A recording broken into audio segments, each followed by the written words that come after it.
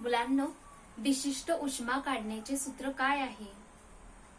तर विशिष्ट उष्मा आपण मागील तासाला पाहिले. Q बरोबर M गुणुले C गुणुले कंसात TF मायनस TI हे काय उष्मा काढण्याचे सूत्र आहे. त्यानंतर कॅलरी मापीचा वापर कशासाठी केला जातो? तर उष्णता मोजण्यासाठी कॅलरी मापी हे उपकरण वापरले जाते. मग आता ह्या सूत्रांवरून आपण काही उदाहरणे सोडवूया. तर आज आपण उष्णतेचे मापन व परिणाम या घटकातील कॅलरी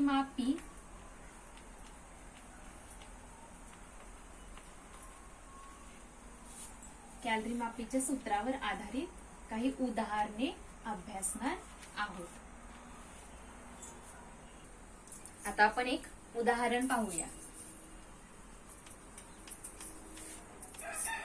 समजा कॅलरी मापी, त्यात असलेले पाणी व त्यात टाकलेली तांब्याची उष्ण वस्तू यांचे वस्तुमान समान आहे.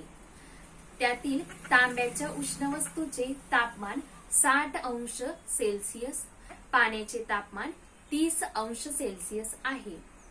तांब्याच्या उष्ण वस्तूचे व पाण्याचे क्रमशः विशिष्ट उष्मा 0.09 कॅलरी पर ग्रॅम डिग्री सेल्सिअस व 1 कॅलरी पर ग्रॅम डिग्री सेल्सिअस असेल तर त्याचे अंतिम तापमान किती असेल?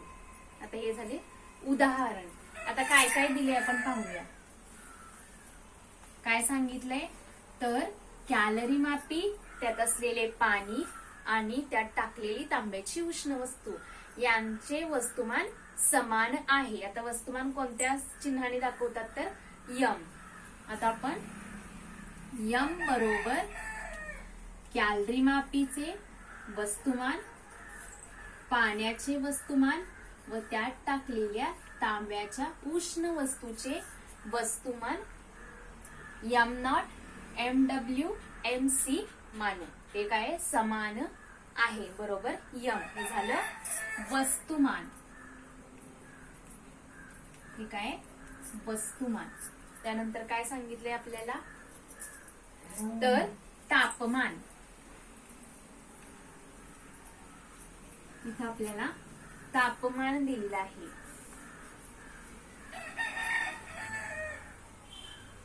TI म्हणजे पाण्याचे तापमान किती आहे? 30 अंश सेल्सिअस. तसेच TC म्हणजे किती दिलेलं आहे? तांब्याच्या वस्तूचे तापमान 60 अंश सेल्सिअस. त्यानंतर आपल्याला उष्मा दिलेला आहे. उष्मा किती आहे? उष्मा कशाने दाखवतात? तर Q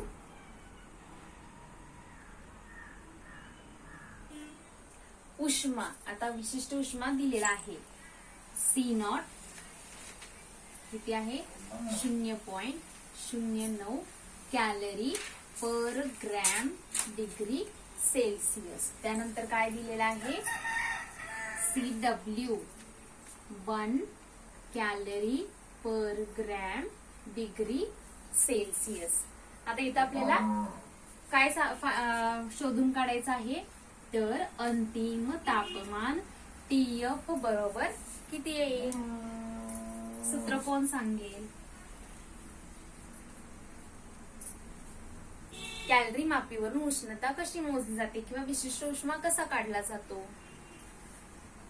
त्याच्या अगोदर Q ची किंमत काय आहे? उष्मा म्हणजेच वस्तुमान गुणुले उष्मा गुणुले अंतिम तापमान वजा अगोदरचे तापमान. याच्यावरून काय काढायचं आपल्याला? Q0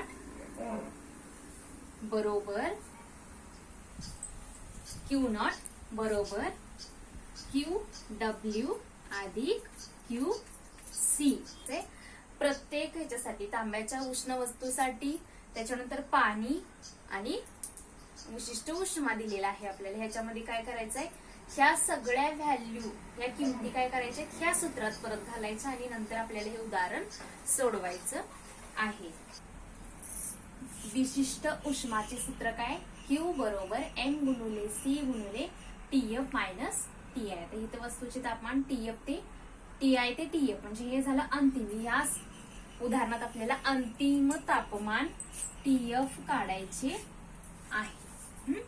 तर आता सूत्र 1 बघा, Q0 बरोबर QW अधिक QC. आता हे काय झालं उष्णता आहे.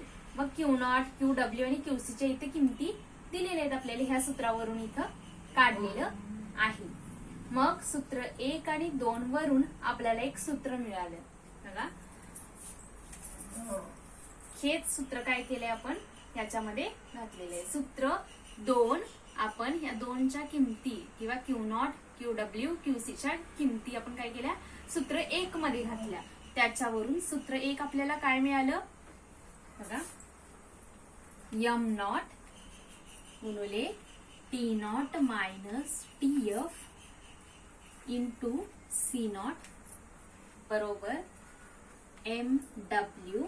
हे खाली घेऊया आपण बरोबर MW गुणुले TF मायनस TI इथं C0 अधिक MC गुणुले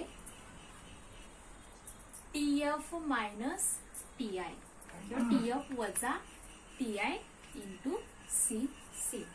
आता ह्या सूत्राचा वापर करून आपल्याला अंतिम तापमान काढायचे आहे.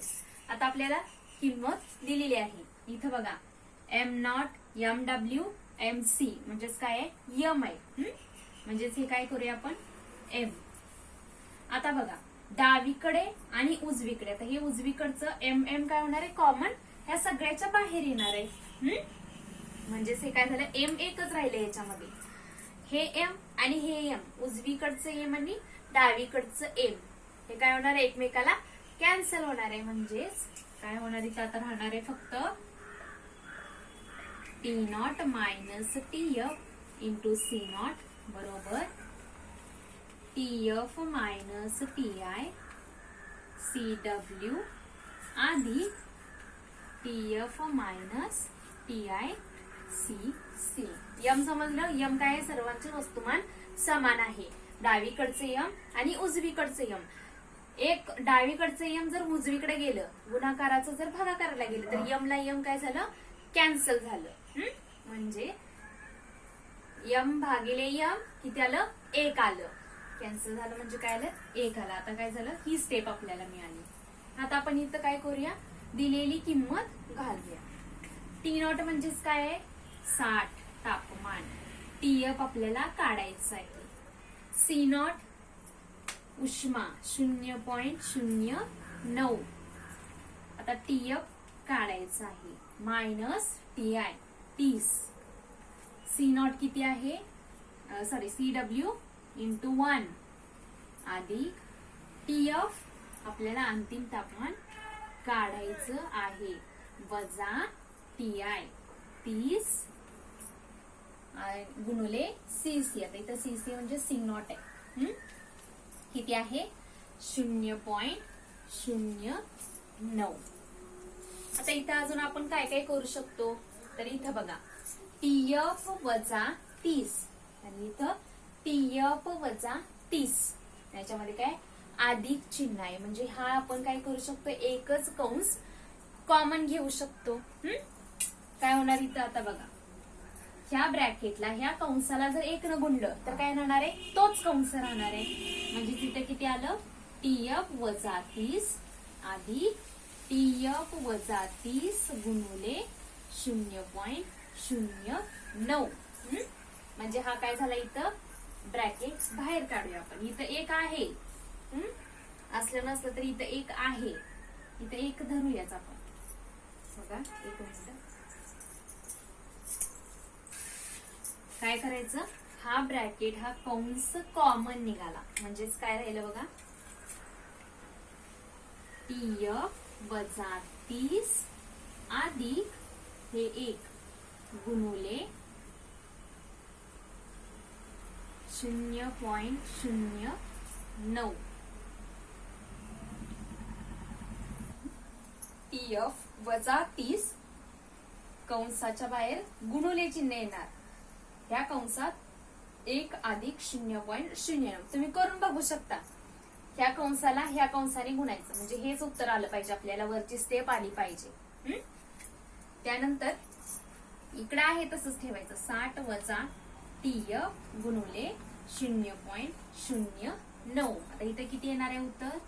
TF वजा 30 गुणुले 1 अधिक 0.09 1.09.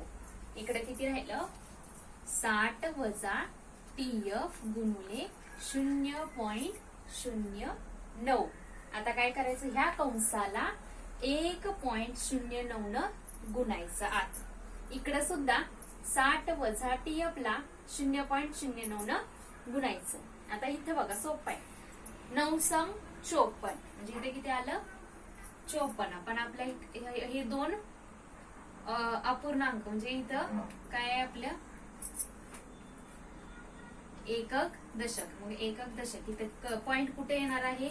परंतु इथं 0 म्हणजे 2 अंकी संख्या आहे म्हणजे इथं हे 2 इथे येणार आहे. 5.4 वजा 0.09 TF बरोबर 1.09 TF वजा, आता इथे गुणाकार करून पहा, 1.09 गुणुले 30.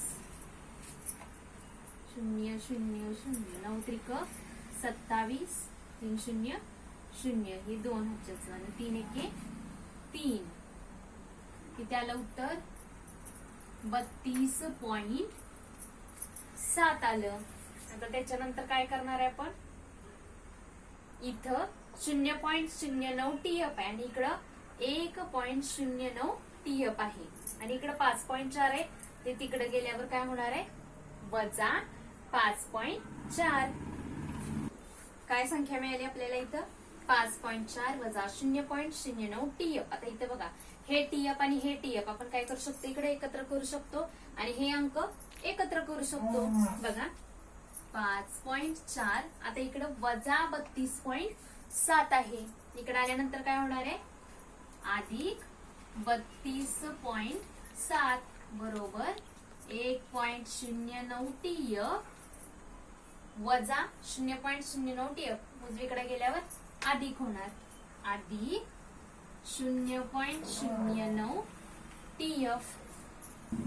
आता यानंतरची स्टेप मी वरती लिहिते. बघा 32.7 अधिक 5.4 किती येणार आहे? 7 आणि 4 11 5 आणि 2 7 आणि 1 8. किती आलं? 38.1 म्हणजे डावीकडची बाजू किती आली अंक? 38.1. त्यानंतर इथं बघा TF आणि TF आहे हे आपण काय करू शकतो? ब्रॅकेटच्या बाहेर काढू शकतो. म्हणजेच 1.09 अधिक 0.09 इंटू गुणुले TF. म्हणजे ह्या TF ने ह्याला गुणलं तर आलं 1.09 TF अधिक 0.09 गुणुले TF. आणि काय ही स्टेप. आता ह्याच्यानंतर 38.1. आता ह्याचा गुणाकार बेरीज 1.09 अधिक 0.09 99 18 1.18 TF. आपल्याला उत्तर कशाचं पाहिजे आहे? TF अंतिम तापमान. आता इथं गुणुले आहे 1.18 काय झालं? इकडं येताना काय होणार आहे? भागिले 38.1 भागिले 1.18 बरोबर TF. आता TF ची उत्तर आपल्याला मिळणार. हे असं लिहिलं तरी इकडे चालतं. TF बरोबर 37.27. आता TF म्हणजे काय? T म्हणजे तापमान आहे म्हणजे ह्याला एकक काय येणार आहे? Degree Celsius. म्हणून अंतिम तापमान TF बरोबर 37.27 डिग्री सेल्सिअस. हे आपल्याला काय मिळालेलं आहे? उत्तर मिळालेलं आहे. तर या सूत्रांचा वापर करून आपण अंतिम तापमान किंवा यातील कोणतीही किंमत काढू शकतो. मध्ये लिहून घ्या. अ व प पदार्थाचा विशिष्ट उष्मा क्रमशः C व 2C आहे. अ ला Q व ब ला 4Q उष्णता दिल्यास त्यांच्या तापमानात समान बदल होतो. जर अ चे वस्तुमान M असेल तर ब चे वस्तुमान किती? ह्या सूत्रांचा वापर करून आपल्याला काय काढायचं आता? वस्तुमान काढायचं आहे. तर अशा प्रकारे आपण कॅलरी मापीवर आधारित या सूत्रांवर आधारित काही उदाहरणे अभ्यासली.